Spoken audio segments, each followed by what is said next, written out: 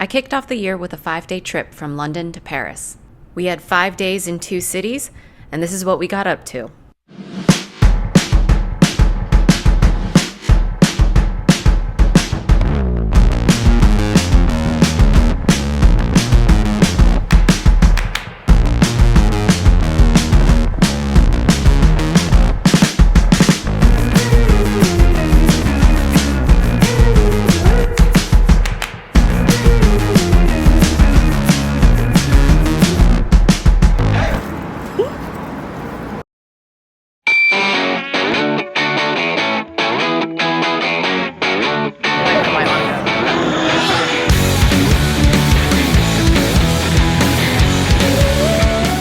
Bob Ricard, located in Soho, is a great place to treat yourself to an evening out. Known for their iconic Press for Champagne button, the dim lighting and elegant service was a great way to kick off our stay. Says you can bet on me. It's always better. She says she For our first full day, we started off with brunch at Duck and Waffle. Open 24 hours and located 40 floors up, this is a great way to see the sunshine over the city.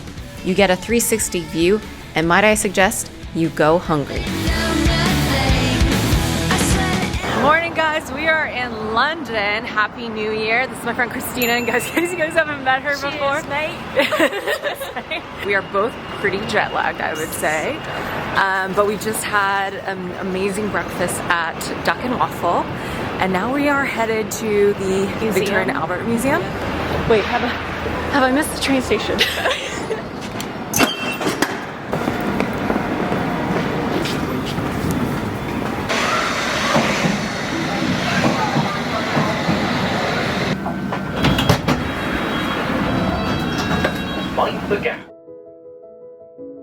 The Victoria and Albert Museum is the world's largest museum of art and design. And although you could see more than 3,000 years of art from ceramics, costumes, and sculptures, it would be enough for me to spend the day simply studying the building and how the light shines in.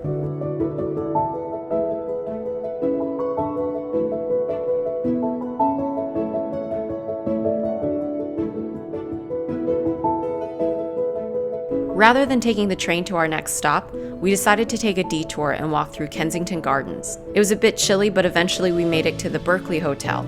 We got to take a behind-the-scenes look at how they make their Pret-a-portea. We're shoe chefs because we'll be making shoe cookies. The head pastry chef has been working with designers for years to create couture cakes that reflect the latest trends, colors, and designs. So this is going to be... So that we're doing that one as well. That one. Okay. Come down. Leave a little bit of gap there. It's going to be for the skin color that we're going to add to it.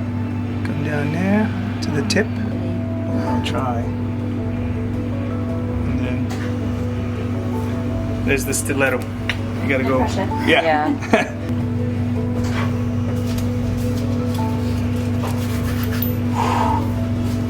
Don't hold your breath for too long, eh?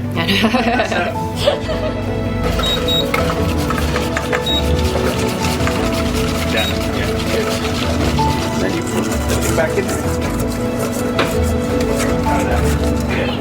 Yeah, then stop stirring. Yeah. Go.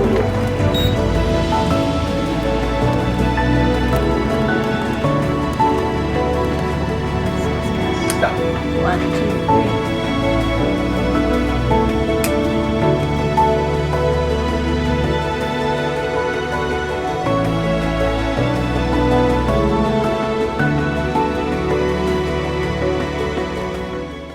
After our 2-hour masterclass, we enjoyed their beautiful and indulgent menu. Again, another beautifully personal experience that will leave you feeling fabulous.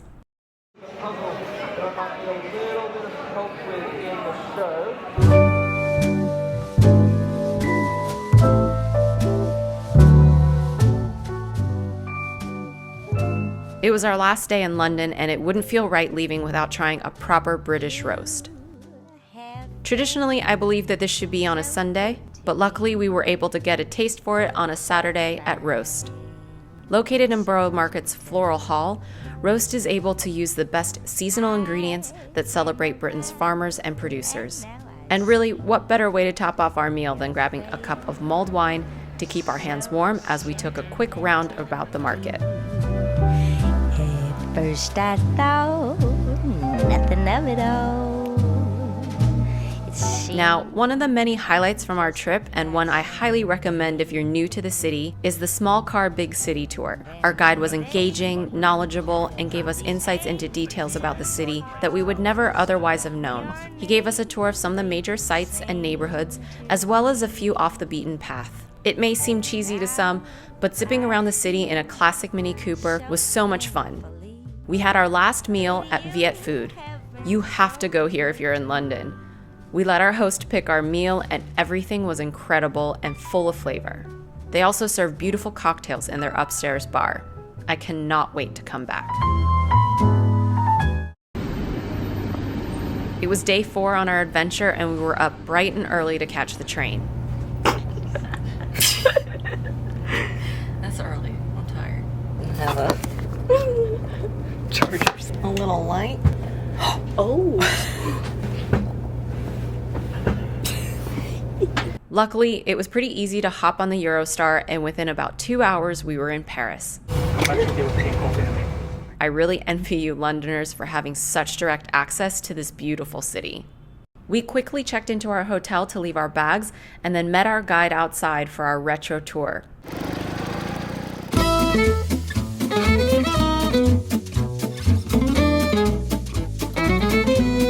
Similar to how we got to see London in the Mini, now we were 2 girls in a Ural.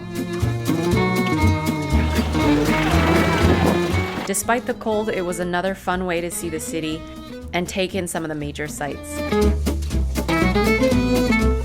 Afterwards, we warmed up at a local cafe. Now, I remember coming to Paris as a kid, but I can't remember if I'd ever actually been up the Eiffel Tower. We were able to get tickets to go up to the mid-level around 10 p.m., and although it seemed late, guys, I'm usually in bed by then, it actually worked out in our favor. The lines were short and the views were unobstructed.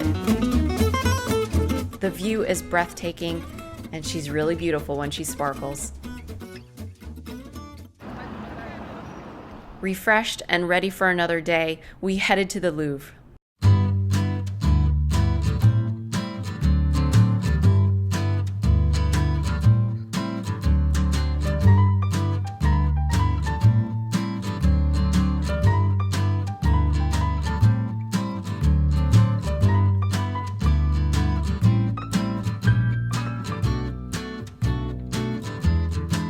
Again, you could spend a good part of your day here looking at all the details and iconic works of art. A little over a year ago, I met with by Terry, and they told me about her one and only flagship store in Paris. Located not far from the Louvre, it was really cool to go and see, just as a makeup lover, where they all started. And they even gave us a sneak peek of her little apartment upstairs.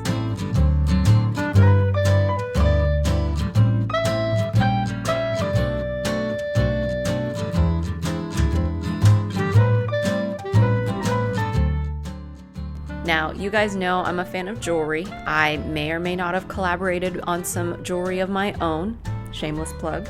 But if you have ever been interested in jewelry, whether it's in history or even the making of it, you may also find L'École to be a place of interest.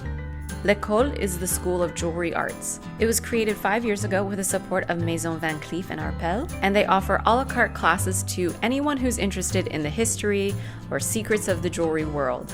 They also have classes where you can get hands-on experience studying stones and making fine jewelry pieces. Anyone can sign up, and the classes could be a couple hours, so even if you're just visiting the city and want to take some time out of your day to come in, there's no prerequisites required.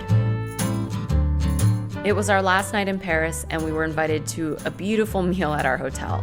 We were given a tour of all of the amenities, and let me also just say now that the W at Leicester Square, where we stayed in London, also gave us a tour, and they were amazingly kind and lovely, but unfortunately I didn't get any footage, so my apologies. But I really appreciate that the Renaissance here is embracing local artists and providing a space for visitors and locals alike to come and hang out. They also have a young but super talented chef, so the food was amazing. And it was just the perfect way to end our very long day. Before flying home, we took in one last sight. The catacombs were built in the late 18th century when major public health problems tied to the city's cemeteries led them to relocate the remains underground. They're located 20 meters underground, and the long winding tunnels aren't for the faint-hearted, but they are an interesting look at an attempt to respect those that have passed. And eventually, they will all deteriorate.